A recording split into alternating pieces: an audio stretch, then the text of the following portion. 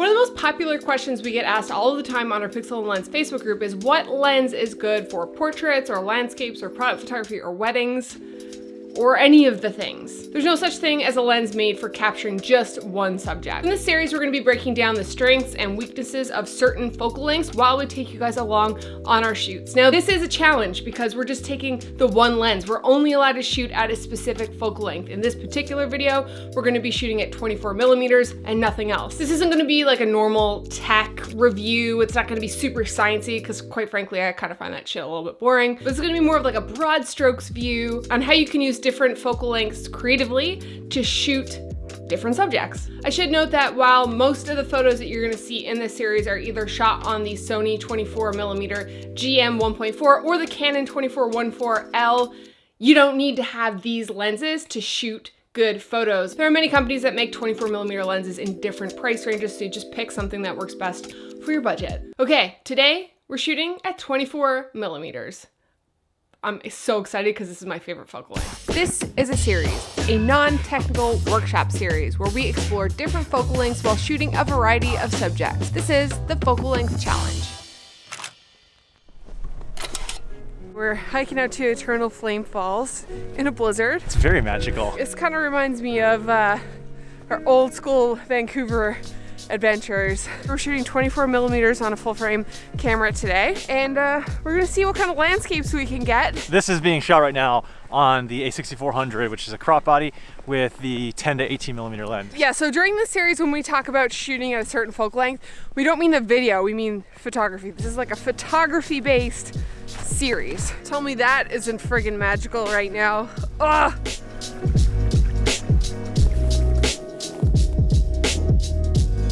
This whole series is less about technical crap and more about just going out and shooting and having fun, and then going back and looking at the photos and seeing if that particular focal length that we're shooting at is good for specific things. I don't know where Chris went. I lost him. So this is my first time actually with the A7R out in the wilderness for a shoot, so I'm excited to like play with that today and take a couple of shots.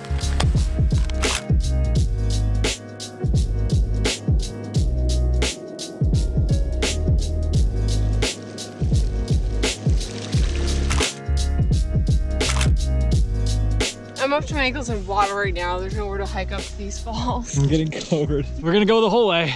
I just need one shot for this to be worth it. One shot, yeah. You don't fit. I hope your weather's sealed. Yeah, keep going, man. We're almost there. We're almost there. Keep forging ahead. It'll be worth it. This scale around the cliff. On scale of 1 to Keyhole High Springs. Oh, this is nothing compared to Keyhole. There's no shot. The rock is covered in snow.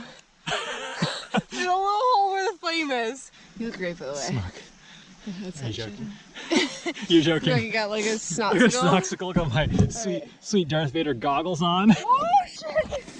There we go. Might as well take the shot to show everybody what we came for.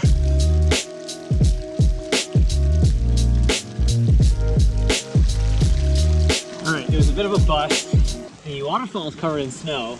You can see a little bit of the flame, but did not make for a very nice photo. I don't think we did the lens justice as far as what it can capture, so let's find something else to shoot. But in the meantime, I am cold. Let's get out of here.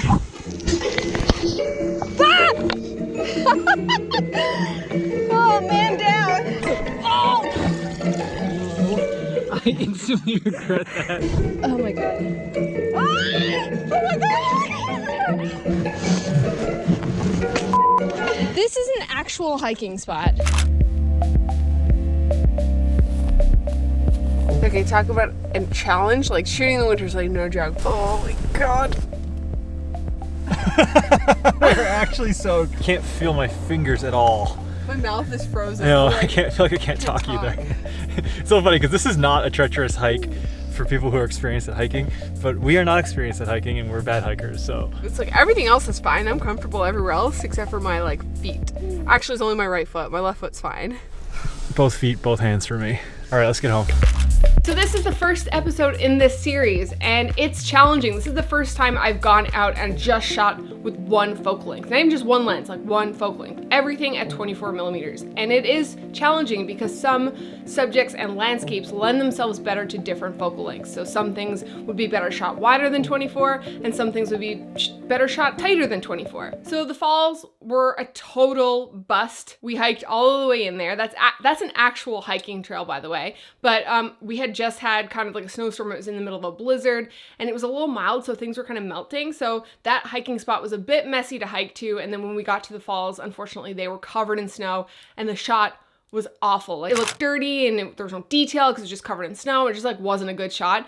And that's the reality sometimes of when you go shooting. Sometimes you go with a shot in mind and you can't get the shot. And if the conditions aren't right, then, you know, it's just unfortunate. We shot a couple portraits, just a couple of detail shots, but I am going to show you guys some shots that I've taken previously with the 24mm lens in the rest of this video to give you guys an example of what you can expect out of that focal length on a full frame camera. If you're shooting with a crop body and you want kind of like a comparable field of view, you could shoot on like a 16-17mm lens, and that will roughly give you a similar look. Okay, first we're going to talk about places. So that's like locations, landscapes, places. That's why I've titled this section Places. 24mm is actually really great for landscapes. It's just wide enough where you could get some really interesting distortion, but it's not too wide where you lose your subject as well. I am a big fan of shooting wide, so I don't get bothered by any distortion, but some people don't really like that look. So first shot we're gonna look at is this shot of the helicopter that we shot during our Cold Island trip. What I love about this lens is the field of view is just wide enough to be really interesting without, as I mentioned earlier, losing your subject. So for this shot, we got kind of low and we were close enough so that the strings on the tent looked really big in the frame.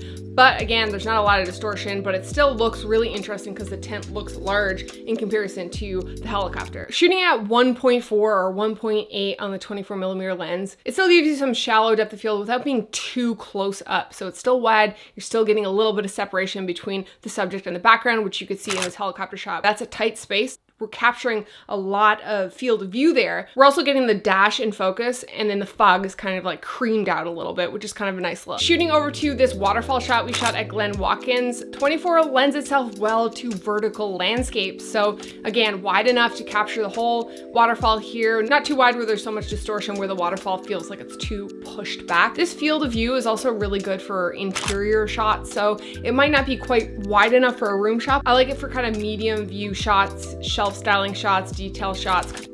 This lens or field of view really shines for portraits. It's one of my favorite things to shoot with the 24mm lens. It really performs all around for wide shots, mid shots, and close-up shots. And if you back up and kind of put a person in your landscape, 24 kind of allows the landscape to feel large and substantial with the person kind of smaller in the frame. Again, 24 wide lens, not quite as wide as something like a 16mm, but it does allow you to get kind of like interesting and cool portraits like this shot I took of Donna. So it's kind of like a wide shot. There's a little bit of distortion. It looks a little bit interesting without getting too weird. I love shooting people with a wide lens. Some people don't like it because it kind of distorts parts of people's faces, and some people don't like that look. I love it. Close up is where this lens absolutely kills it. I love it for close-up portraits. Anything at 1.4, 1.8, even 2.8, you're gonna get a really good result with this lens. The closer up you get, the kind of more depth of field you're gonna get in the background. So this field of view,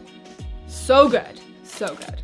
As you can tell, 24mm is really versatile on a full frame camera. It shoots people, it shoots landscape, but it also shoots products really well. So again, shallow depth of field, not too tight, not too wide. You're getting a really nice field of view. It's also super fun for flat lays. You don't have to get too far away. So if you're kind of shooting down on a subject, you can kind of hold your camera up over it and just shoot because it is wide enough to be able to do that. 24mm is a field of view that I find myself going to most of the time out of everything else that I have in my bag, because like I said, it is the most versatile and it looks fantastic. It's one of my favorite lenses ever, which is why I wanted to start the series off with this one. I thought it'd be really fun to shoot with it and kind of go through some of these shots with you guys and kind of show you why I like this field of view so much on a full frame camera. You may have noticed that we haven't really talked about this focal length for video, and we're not really going to. This is more of a photography based series, but I will say it is a good lens for vlogging. It is a bit tight. It's a bit too tight for two people. One person, it is great. Really good for B-roll, great for close-up shots. And so all around, it is a good lens for video and photography. So I hope you guys enjoyed the first episode of the focal length challenge. Let me know in the comments what focal length you'd like me to try next. If you guys are interested in photography and video related content, we actually just started a newsletter if you'd like to get a monthly digest that is like curated.